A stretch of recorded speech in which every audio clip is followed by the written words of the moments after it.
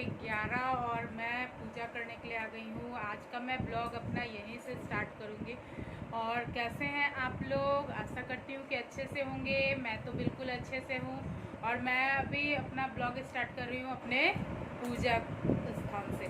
मेरा ये आपको मैंने पहले भी दिखाया है बाबू के बर्थडे के दिन कि ये मेरा छोटा सा पूजा का आसन है। मेरे पास लकड़ी का आसन है, लेकिन अभी जगह नहीं है वैसा कि मैं लकड़ी का आसन यहाँ लगा सकूँ। मेरा लकड़ी का आसन काफ़ी बड़ा है और बहुत सुंदर तरीके से बनाया हुआ है, पूरा लकड़ी का है। तो यहाँ पर इस टाइप का बना हुआ था, तो इसी को पूजा घर बना दिया गया। और अब ऊपर जब फिनिशिंग हो जाएगा मेरा, तो ये पूरा पूजा रूम सेटअप कर लूँगी इसको। और इस रूम में से ये जो है ये चला जाएगा डाइनिंग स्पेस में मेरे। तो यहाँ जो जगह बचेगा, ये जो टीवी यहाँ पर शोकेस मेरा ये वाला रखा हुआ है, यहाँ जो जगह बचेगा यहाँ मैं अपना पूजा आसन लगा दूँगी। और मेरा पूजा आसन देखिएगा, देखने लायक है, बहुत सुंदर है मेरा पूजा आसन। तो मैं जब क्वार्टर में थी, मतलब मेरे पापा को क्वार्टर अवेलेबल था, तो वहाँ मैंने वो बनवाया था। और इतना खूबसूरत है मेरा, वो पूरा मंदिर टाइप का मेरा आसन है, बहुत सुंदर सा बड़ा आसन है। और मैं वहाँ क्वार्टर में थी तो मैंने बहुत तरह के फूल लगाए थे। मैं डेली सुबह में अपने पूजा करने के लिए फूल लेती थी और पूरा आसन सजाती थी, इतना खूबसूरत कि कहने लायक नहीं। लेकिन यहाँ तो अभी बहुत कम फूल है मेरे, तो जितना रहता है उसी में मैं सजा लेती हूँ अपना आसन। लेकिन फिर से अब बारिश का समय है तो लगाऊंगी और फिर मैं आपको दिखाऊंगी कि मैं अपना आसन कितना सुंदर से सजाती हूँ। और यहाँ पर जो मेरे भगवान है, अब मैं जा रही हूँ पूजा कर लेने। मिलते हैं पूजा कर लेने के बाद, ठीक है? तो आप मेरे साथ जुड़े रहिए।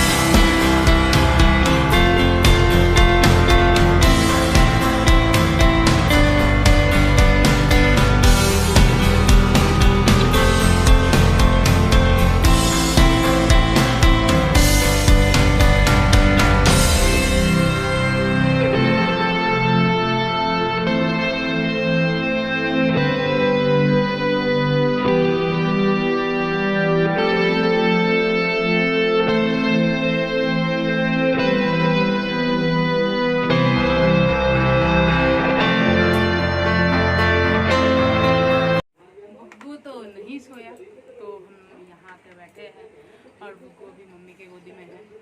तो बाहर का वेदर देख सकते हैं कैसा है, क्लाउडी क्लाउडी टाइप का। तो बारिश नहीं हो रही है अभी, कुछ देर पहले बारिश हो रही थी, लेकिन लग रहा है कि फिर से बारिश आएगा। तो देखा जाए कि कैसा रहता है। और बुग्गू तो बदमाशी करने में A1 हो चुका है, इतना बदमाशी करना सीख गया है कि कहने लायक नहीं है। अभी भी बदमाशी कंटिन्यू उसका हो ही रहा है ना बुग्गू? जाओ, चलो आओ आओ बैठेंगे, आओ डॉगी देखेंगे। और ये रहा बुग्गू। बुग्गू हाय करो सबको, बुग्गू हाय करो, हाय करो सबको, हाय हाय करो, हाय करो। बुग्गू बदमाश हो गया, बुग्गू बदमाश हो गया, बहुत ज्यादा बदमाश हो गया। बुग्गू भी बाहर बैठ के डॉगी देखेगा, ये देखो ताली मार रहा है। बुग्गू डॉगी कहाँ है? डॉगी कहाँ है बुग्गू? बुग्गू वो देखो डॉगी है ना, है ना? हा? देखो भोलू भैया, बोलो आओ भोलू भैया, भोलू भैया आओ, बुलाओ, बुलाए बोलो।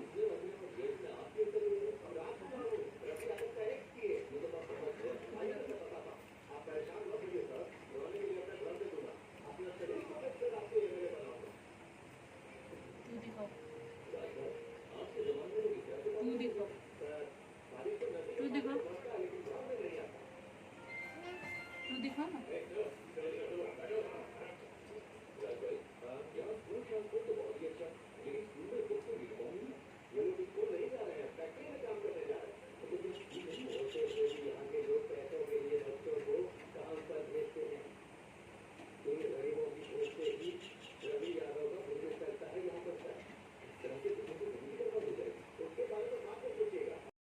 खाना खाने के लिए आज खाने में बना है बड़ी और चावल। बड़ी वो भतुआ दे के जो खट्टा खट्टा वाला बड़ी बनता है वो बना है, क्योंकि बारिश का मौसम आ गया है। तो अब बड़ी, चावल, पका हुआ आम, आम का अचार और पापड़ दनौड़ी के साथ, जो बिहार का फेमस है दनौड़ी, उसके साथ हम लोग खाने बैठते हैं।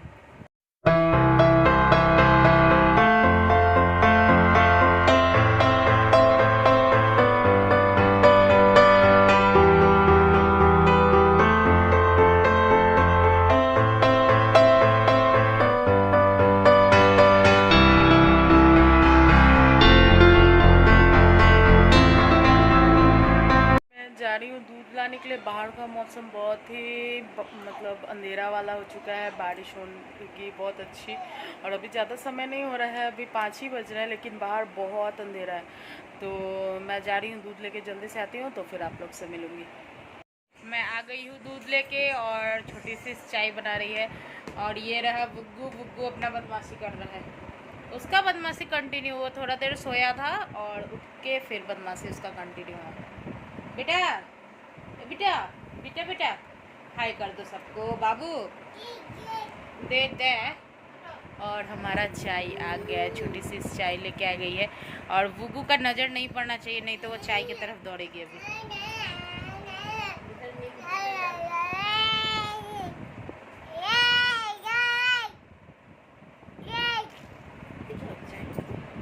हमारा इवनिंग का चाय जो कि हम लोग पियेंगे भी, और इसके साथ निमकी जो मैंने कल काटा था और मम्मी ने छाना था, वो वाला निमकी। ये रहा बुग्गू। बुग्गू का खाना वाना हो गया है ना बेटा, खाना खा लिया ना। बुग्गू रात में सूजी खाता है, दूध रोटी, तो इसको खाना पसंद नहीं है। ये क्या करती है, रोटी का ऊपर का पापड़ी खाती है, और वो भी सूखा। तो सूखा कितना खिलाएंगे। तो डॉक्टर बोले कि शाम में अगर ये नहीं वैसे खा पा रही है तो इसको सूजी दो। तो इसको सूजी दे रहे हैं। ये सुबह में एक टाइम सूजी खा रही है, और फिर शाम में एक टाइम सैरलैक्स लेती है, और दूध उसी में सैरलैक्स में ही 1 चम्मच डालना पड़ता है दूध इसका। और काउ मिल्क स्टार्ट किए हैं, तो काउ मिल्क दोपहर में दूध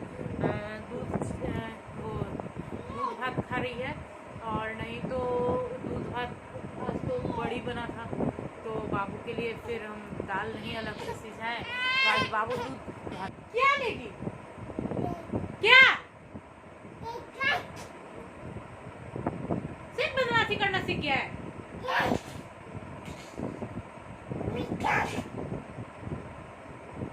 तुम बदमाशी करता है, तुम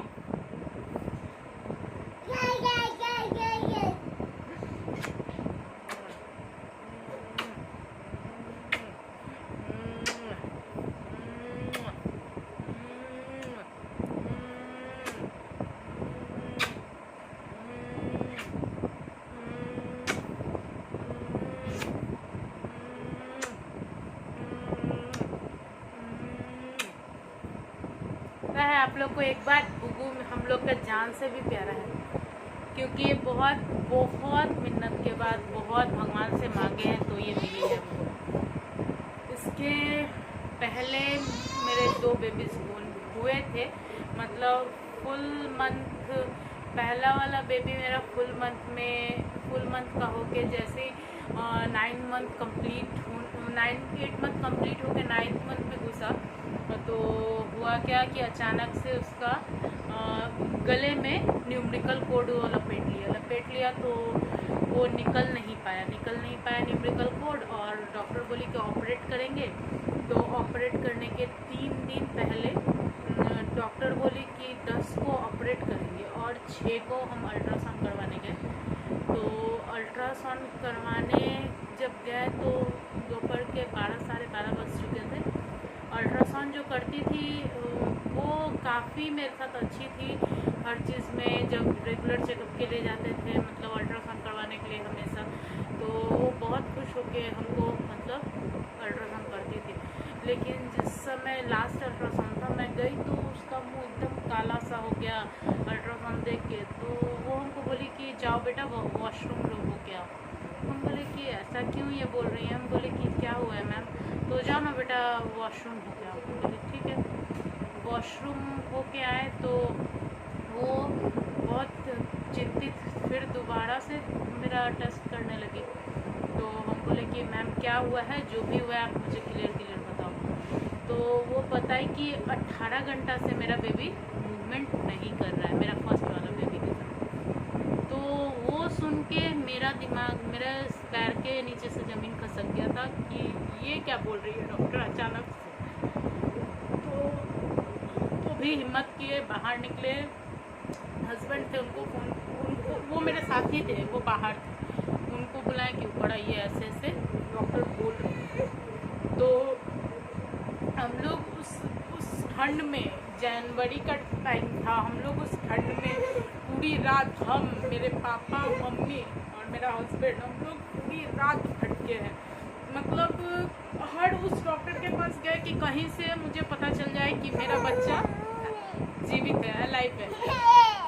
हम सारा डॉक्टर, जहाँ मेरा जो एरिया है, यहाँ के सारे डॉक्टर्स प्लस पटना के सारे डॉक्टर्स को मैंने कंसल्ट कर लिया, लेकिन कहीं पर भी कुछ भी नहीं पता चला। जब हम लास्टली 5 साढ़े 5 बजे हमको कुर्सी लेके गया।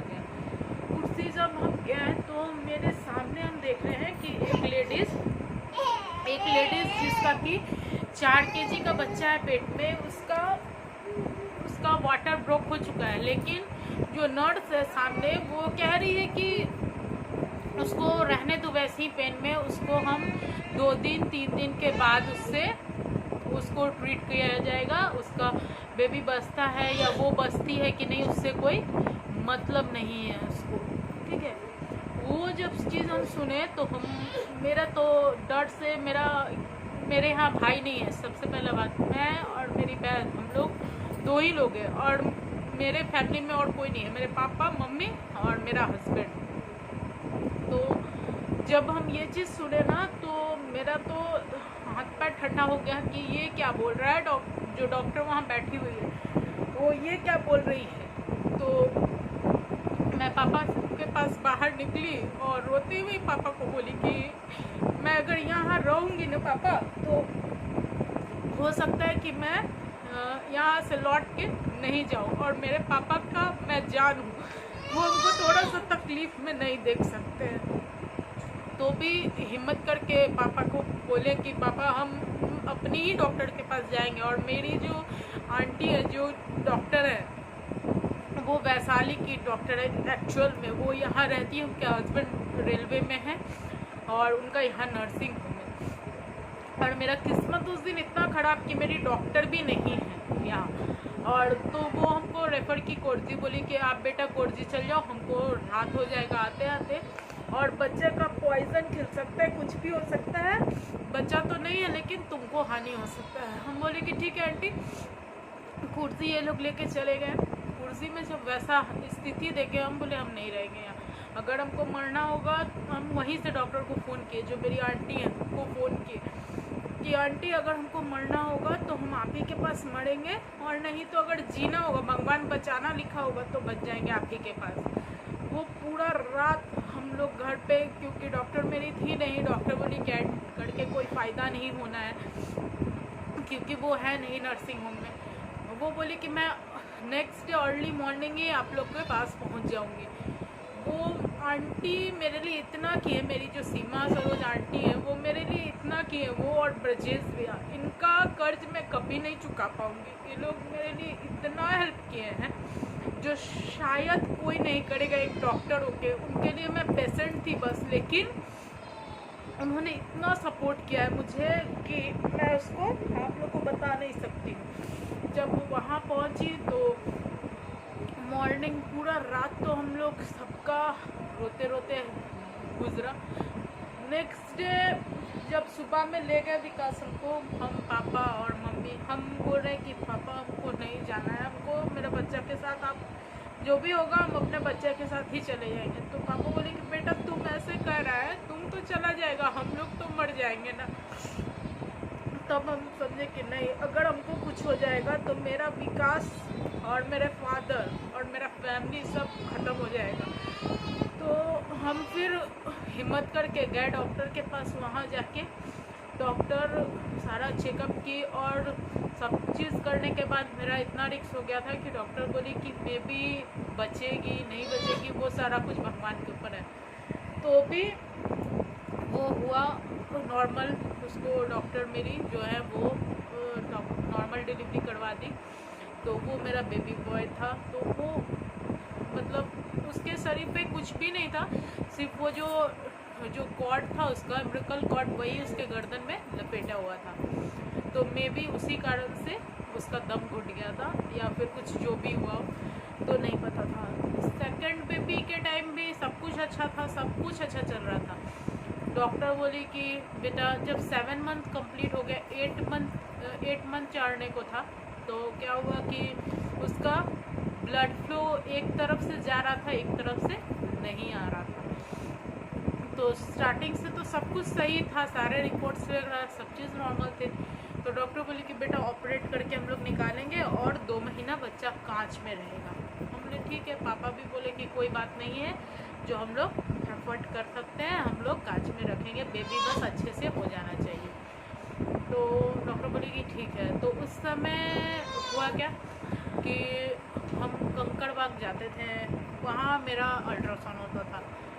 तो वहाँ अल्ट्रासाउंड होता था तो उनके पास गए तो सुबह का एक तो अल्ट्रासाउंड में यहाँ इतना मतलब डॉक्टर का गंदा ये है, आप 2 दिन पहले से नंबर लगाइए बड़े हॉस्पिटल में। अरे किसी को इमरजेंसी वो तो आप समझ सकते हो ना, नहीं कुछ भी नहीं। सुबह में सारा कुछ चेकअप करवा के गए थे, डॉक्टर से मिल के गए, हार्ट बीट वगैरह सब बच्चे का देखिए सब अच्छा था। और दोपहर के 1-1:30 बजते बजते जब मैं अल्ट्रासाउंड करवाने के लिए गई हूँ तो जो डॉक्टर करती है वो कह रही है कि तुम्हारा जो नेक्स्ट बेबी होगा ना, मेरा दिमाग ख़राब हो गया कि ये क्या बोल रही है, नेक्स्ट बेबी मतलब। तो मैंने पूछा कि मेरा इसके पहले एक ऐसा बेबी हो चुका है, ये क्या बोल रही हैं आप। तो बेटा आपके साथ कौन गार्जियन है, और मेरी मम्मी और मेरे हस्बैंड थे मेरे साथ। हम बोले कि मम्मी है और मेरे हस्बैंड है। तो मम्मी को बुलाइए। मम्मी को बुला के वो बोलती है क्या कि आपका बच्चा अलाइव नहीं है। यार जो मेरे ऊपर बीत रहा था ना, उस समय लग रहा था कि कहीं भी जाके कुछ भी कर जाओ लेकिन जिंदा नहीं रहना है। इतना गंदा कंडीशन, वो भगवान ना करे कि किसी को कभी लाइफ में फेस करना पड़े। फिर हम वही सारा कुछ मेरे दिमाग में चल रहा था कि वही सारा कुछ होगा फिर से, ये क्या हो गया। घर आए ऐसा था ना कि हम अपना सारा भगवान जितना रखे हुए थे सबको फोड़ फाड़ किए पूरे तरीके से कि भगवान जब दिए थे तो अच्छे से दे देना था और नहीं देना था तो देना ही नहीं था। तो फिर जाके भाई था मेरा जो सोनू, जिसके बारे में मैं बात करती हूँ, वो बोला कि देख बाबू, अगर वो आता भी तो उसको तकलीफ था। हाँ बोले ठीक है तकलीफ था तो भगवान को देना ही नहीं था, क्यों दिए थे ऐसा क्यों दिए थे। 7 महीने अच्छे से शुरू से सारा कुछ, एक होता कि पहले से 4 मंथ में या 5 मंथ में किसी तरह से कोई प्रॉब्लम होता तो समझ में आता, कुछ नहीं, सब कुछ अच्छा चल रहा था, सब कुछ अच्छा चलते चलते ये अचानक से ऐसा क्यों। करते करते नेक्स्ट डे एडमिट किया गया हमको डॉक्टर के पास। मेरी डॉक्टर का रो के हालत ख़राब, उनका आँख एक इतना बड़ा हो गया। वो लास्ट में कह रही थी मेरे हस्बैंड को कि हम हाथ जोड़ते हम बच्चा का ऐसा नहीं स्थिति देख सकते, क्योंकि मैं इतना रो रही थी, इतना कलप रही थी कि कहने लायक नहीं। तो विकास और पापा अपने पापा और मम्मी को टूटते हुए देखे उस समय। पापा बोल रहे हैं कि बेटा मेरे पापा ऐसे इंसान है ना कि वो किसी का बुरा नहीं करते, किसी का नहीं। इवन दैट मेरे पापा फोर्स में लेकिन सब बोलता है कि फोर्स का आदमी बहुत हरामी होता है या ऐसे, लेकिन मेरे पापा के बारे में मेरे पापा मतलब इतना रिस्पेक्ट कमाया है कि एक सब्जी वाला भी ना, हम जब जाते हैं तो हमको इतना इज्जत से बात करता है कि आप भैया की बेटी है ना, इतना इज्जत से। मेरे पापा पैसा जरूर कम कमाए हैं लेकिन अपना इज्जत बहुत कमाए, इतना कमाए है कि उसका कोई हिसाब नहीं है। जब हमको ब्लड का ज़रूरत पड़ा ना, मेरे पास अब मेरे फैमिली में तो बहुत लोग हैं लेकिन अपना कहने के लिए बस कुछ ही लोग थे जो मेरे लिए खड़े थे उस समय। मतलब मेरे अपना फैमिली में नहीं कोई खड़ा हुआ, लेकिन मेरा बाहर का फैमिली इतना खड़ा हुआ कि मतलब पापा के सारे पोस्ट के जितना ऑफिसर ग्रेड से लेकर जितने भी स्टाफ थे सब डॉक्टर के गेट पे खड़े हैं आके। डॉक्टर के लिए कि ऐसा नज़ारा हम कभी नहीं देखे थे इतने लाइफ में कि इतना आदमी तुरंत फ़ोन चला गया कि भैया की बेटी का ये कंडीशन है, उसको ब्लड का ज़रूरत पड़ सकता है। सारा स्टाफ खड़ा था गेट पर कि अगर कुछ इमरजेंसी होगा तो हम लोग लेके इसको भागेंगे यहाँ से, नहीं तो जो जिस तरह से डॉक्टर बोलेगी वो करेंगे। तो भगवान का दुआ, भगवान का तो क्या मर्जी था नहीं पता, लेकिन लोगों का इतना दुआ था मेरे लिए कि मेरा बच्चा 3 दिन से मेरे पेट में डेथ कर चुका था, लेकिन हमको एक खरोच कुछ भी नहीं है। मतलब लोग कहते हैं कि पॉइजन फैल जाता है या फिर किसी तरह से, हमको कोई प्रॉब्लम ही नहीं होता था, कुछ भी नहीं। तो दूसरे बेबी बॉय के टाइम भी वैसा ही कुछ हुआ। तो फिर हम उस समय से भगवान को मानना छोड़ दिए थे। हम किसी भगवान के आगे सर नहीं झुकाते थे कि जब आप हमको एक बार नहीं, ठीक है एक बार आदमी बोलता है कि बाय मिस्टेक फर्स्ट टाइम था कुछ नहीं पता चला, लेकिन जब 2 बार वैसा हुआ ना, मेरा ना भगवान पर से आत्मा खत्म हो गया था। मैं उनको पूजना छोड़ चुकी थी, मैं कहीं नहीं जाती थी, अपने घर में रहती थी, रोती थी, बिलखती थी। और वो देख देख के मेरे पापा मेरी मम्मी रोते थे कि ये मेरा हंसने वाला बच्चा आज रो रहा है। करते करते ये सब हुआ। उसके बाद फाइनली मेरी बाबू रही। जब मेरी बाबू रही ना, तो बहुत लोगों को शिकायत है कि मैंने बताया नहीं किसी को। जब मेरी बाबू रही तो मेरी एक सिस्टर है, उसने बोला कि देख तू किसी को मत बता, जब हो जाएगा ना सबको ऑटोमेटिकली पता चला जाएगा, तू यहाँ से चली जा। मैं अपने घर से चली गई। मैं रेंट पर जब गई, रेंट लेने के लिए, रेंट वाले जो घर बना लेते वो पता नहीं खुद को क्या सोचते हैं। अरे यार, अगर कोई आया है आपके पास तो वो आप अपनी मजबूरी में आया, किसी को शौक नहीं होता है कि अपना घर छोड़ के किसी के घर पर रेंट पे जाए। मैंने ऐसा भी समय देखा है कि मैं नीचे खड़ी हूँ धूप में, मैं प्रेग्नेंट हूँ, 4 मंथ की प्रेगनेंसी है मेरी, और ऊपर से घर जिसके घर पर रूम रेंट लेने गई हूँ वो छत पर से मुझे पूछ रहे 3 तल्ले पर से कि 10,000 लूँगा, उससे कम नहीं लूँगा, अगर बोलोगे तो आऊँगा नीचे, नहीं तो नहीं आऊँगा। अरे भाई, पहले आके नीचे बात तो करो कि क्या है नहीं है, पहले उसका समझो तो। मतलब आप घर बना लिए तो आप राजा हो गए हो? नहीं, मेरे पास खुद का घर था, लेकिन मुझे ऐसा कुछ था मेरे साथ टर्म्स और कंडीशन कि उस समय फील हो रहा था ना कि मैं भीख मांग रही हूँ किसी से कि मुझे दे दो। मैं ये चीज़ हमेशा करती हूँ। मेरा खुद का भी घर है, मैं 2 तल्ला अभी फिनिशिंग कर रही हूँ। मैं पापा को कहती हूँ कि अगर कोई कभी आएगा ना दरवाजे पर कि रेंट के लिए, तो आप आराम से उसको बैठा के 1 कप चाय पिला के तब पूछना कि क्यों रेंट चाहिए, क्या कारण है। ये चीज़ हमेशा, इंसानियत आदमी को नहीं भूलना चाहिए। आज हम थे, कल उसका भी कोई हो सकता है। तो ये चीज़ लोग भूल जाते हैं। आपके पास पैसा है तो क्या आप अपना ये भूल जाओगे कि आप क्या हो नहीं हो? इंसान नहीं नज़र आ रहा है आपको? तो उस टाइम मेरी बाबू हुई, और तो उस टाइम मम्मी मुझे यहाँ घर से मेरे लिए खाना बना के भेजती थी। मेरे हस्बैंड आते थे, वो ले जाते थे। तो इस तरह से मेरी मम्मी मेरे लिए बहुत मेरा बैक सपोर्ट बनी। मेरे पापा भी हर चीज़ में मेरे लिए हमेशा खड़े रहते हैं। पापा कुछ भी तो बेटा हम है ना। इसी बीच फिर मेरी ये बेटी रह गई तो भगवान से जब 9 महीना 17 दिन निकल गया, तो बुकू मेरी उस समय भी नहीं हुई, 17 दिन निकल गया। तो डॉक्टर बोली, और इसका वेट भी काफ़ी था। तो डॉक्टर अचानक से, हम लोग का प्लान था कि मेरे एनिवर्सरी के दिन 10 जून को गुग्गू को ऑपरेट करके हम लोग निकाल लेंगे। तो 5 जून को पता नहीं आंटी को क्या आया दिमाग में, मम्मी बात की आंटी से कि मैम 9 महीना 17 दिन चला गया है, जो क्या किया जाए, ऑपरेट करके बच्चे को निकाला जाए या नॉर्मल का वेट किया जाए। तो जब 17 दिन चला गया तो मैम आंटी जोड़ी, जो सीमा सरोज आंटी है वो जोड़ी, बोली कि नहीं हम लोग वेट नहीं करेंगे, देखते हैं क्या किया जाता है। तो हम लोग प्लान बनाए कि 10 जून को बाबू को ऑपरेट करके निकाल लेना है। लेकिन उसके पहले ही पता नहीं आंटी को अचानक से रात में क्या हुआ, आंटी हमको फ़ोन की लगभग 10 साढ़े 10 बजे के आसपास रात में कि पायल, हम बोले हाँ आंटी बोलिए। तो बेटा तुम ऐसा करो कि कल एक अल्ट्रासाउंड करवा लो। तो अल्ट्रासाउंड अचानक से, हम बोले अचानक से आंटी ऐसा क्यों? तो बेटा मेरा मन नहीं मान रहा है, जो हम 10 जून का वेट नहीं करेंगे। हम बोले ठीक है। तो 6 जून को हम 5 जून को आंटी रात में बोली, तो विकास फ़ोन के ऑफिस में, तो उनको बोले कि छुट्टी तो नहीं मिलेगा क्योंकि आपके ये के बिना ऑफिस में काम ठप पड़ जाएगा, क्योंकि आपके साइन के बिना एक भी गाड़ी नहीं निकलेगा। तो ये बोले कि पायल हमको तो छुट्टी मिलना प्रॉब्लम हो रहा है। हम बोले अच्छा ठीक है, मैं अभिलाष से बात करती हूँ।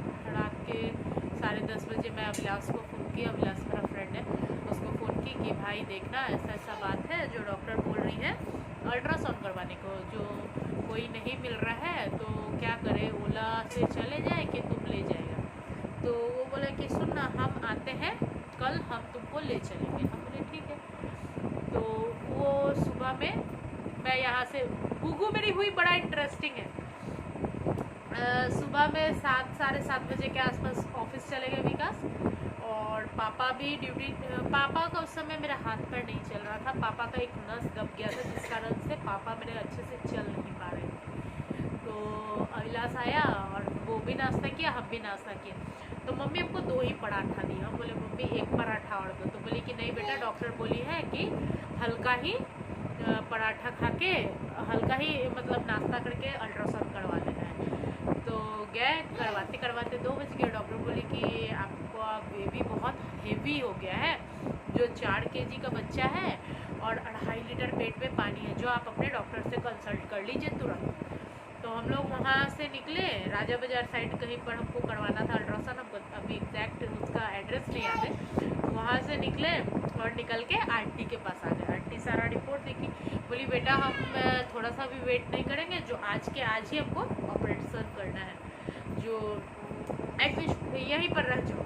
हम बोले कि नहीं आंटी, हमको तो अपने घर जाना है थोड़ा सा, क्योंकि फिर ऑपरेशन होगा तो हम 6 दिन 4 दिन तो हम अपने घर नहीं जा पाएंगे, तो हमको मेरे घर पर जाने दीजिए। तो बोले कि ठीक है जाओ हो के आओ, लेकिन तुमको कुछ खाना नहीं है।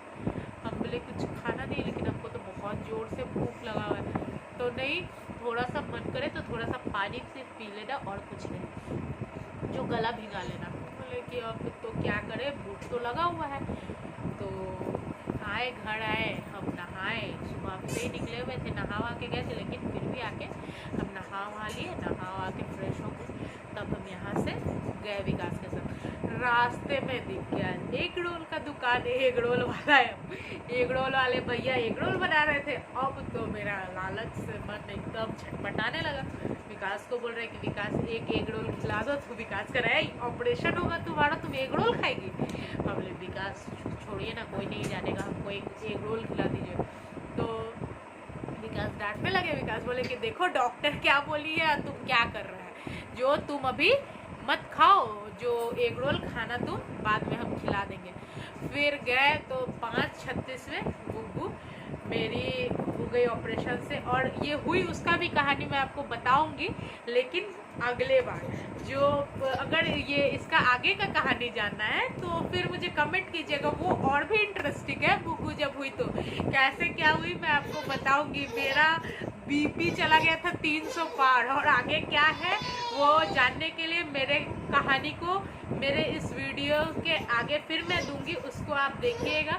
और अगर आपको मेरा वीडियो अच्छा लग रहा है तो लाइक कीजिएगा, शेयर कीजिएगा, कमेंट कीजिएगा और सब्सक्राइब कीजिएगा। कमेंट इसलिए कीजिएगा ताकि मुझे पता चले कि आप लोगों को कैसा लग रहा है। प्लीज़ यार आप लोग कमेंट तो करो, कम से कम पता तो चले कि आपको मेरा वीडियोस कैसा लग रहा है। अच्छा लग रहा है तो बोलो अच्छा लग रहा है, बुरा लग रहा है तो वो भी बताओ कि मैं उस पर वर्क करूँ।